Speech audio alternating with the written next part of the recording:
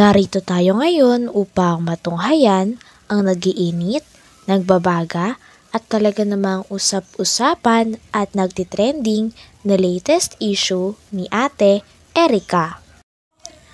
Sa pagpapatuloy ng ating istorya ay nandito nga muli si Kalingap Val upang pag-usapan ang istorya at ang issue ni Ate Erika at ng kanyang kapatid na si Sheila May sa pagitan ng kanilang lolo at ng kanilang buong pamilya.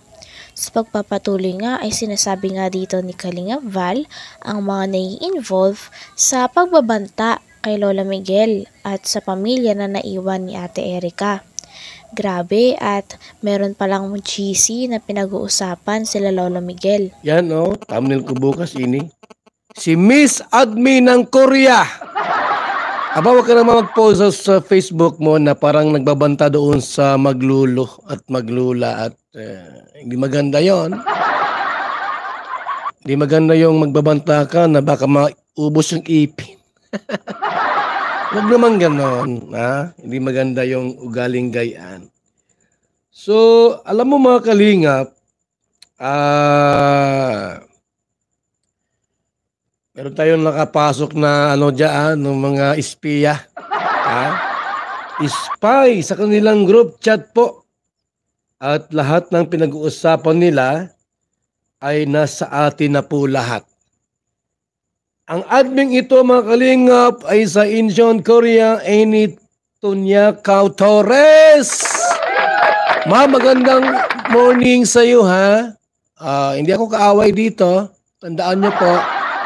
Hindi kaaway si Val Santos Matubang. Gusto kitang ma-meet ng maganda ini si... May asawa ka ba? Ma'am Torres? Tonyakaw Torres? Nasa Korea ka pala? Gulping mga Gina Pansa, admin ng Basod, Camarines Norte? Abay, meron pa. Ay, taga-Albay pala kayo. Bicolanong Maray. Sino pa po ini? Ay, aba. Iba dito. Kilala ko wag naman ganong ang sama naman ng mga nyo. Ito, tulad nyo, ang mensahe nyo sa inyong o tulad nyo, mga kalingap. Ay, grabe naman ini. Parang hindi makatao, Huwag naman ganyan. Pati si lolo nyo. Pati si Lolo Miguel. Pagsasabihan nyo ng hindi maganda. Huwag naman ganon. Matanda na po yun. Huwag naman gayaan na pagsabihan ng hindi maganda yung si Lolo Miguel. Maawa naman kayo sa kanila. Binasa nga ni Kalingap Val dito ang post ng isang kakampi nila Ate Erika na talaga namang nagpapakita ng pamamahiya at pagsasabi ng mga masasamang salita at meron din na pagbabanta kay Lolo Miguel at sa buong pamilya nila Ate Erika na nagsasalita against sa kanila dahil sa mga ginagawa ng dalawa. Maawa naman kayo sa kanila. Okay, good morning po sa ating lahat, mga kalingap at mga suking tigpaminaw. Tayo po live sa ating official YouTube channel, Val Santos Matubang, at tayo live ngayon, mga kalingap. Walang tulugan. Maaga pa naman ay. Maaga pa? Maaga pa po mga kaibigan. Ito po ang minsay mga kalingap, mga kaibigan.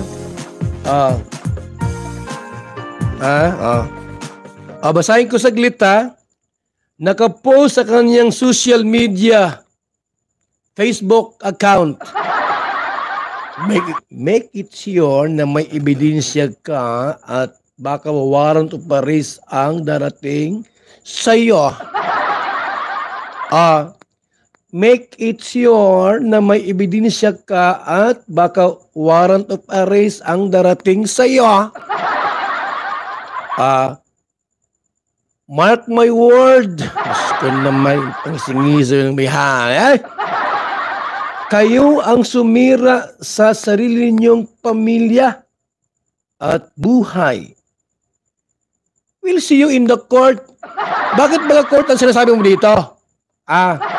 Miss Antonia Torres, may korte ka ba? Ay, may korte ata ito ay. Huwag naman ganon. Tinatakot mo si tita? See you on the court. Anong kaso nila? Anong kaso nila? Sir, ang kaso nila, Mr. Matubang, ay nangungulimbat ng kwarta. Aninong kwarta, sir? Sa mga sponsor.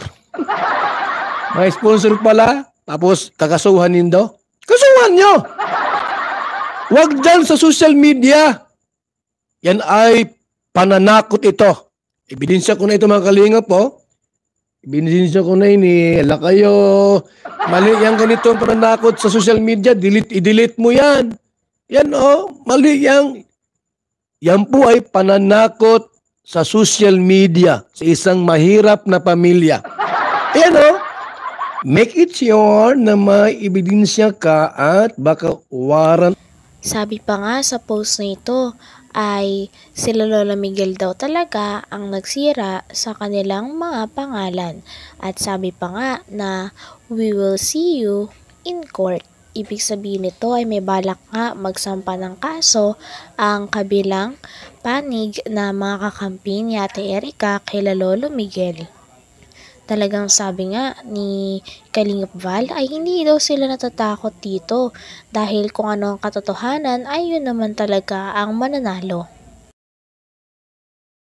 Ito ang pananakot sa social media, i-delete mo yan. Yan mali yan. Yan po ay pananakot sa social media sa isang mahirap na pamilya. Ayan make it sure na may ebidensya ka at baka warrant of arrest ang darating sa iyo. Mark my word. Tapos nangisi. Kayo ang sumira sa sarili niyong pamilya at buhay. We'll see you in the court. Ano yan? Pananakot ba yan sa kanila nila Tita at Lolo Miguel? May korte ka na ngayon? Tita N. Torres. Mga kaibigan, ako po ay hindi po nagbibiro. Binabasa ko lang. God bless and see you in the court.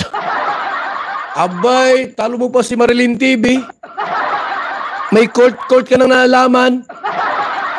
Sige po, itry ko itong dalhin sa kasama ko si Lolo Miguel at si Tita. Yung mga nasa Facebook mo, na pananakot, try namin po cybercrime. Try namin bukas sa cybercrime.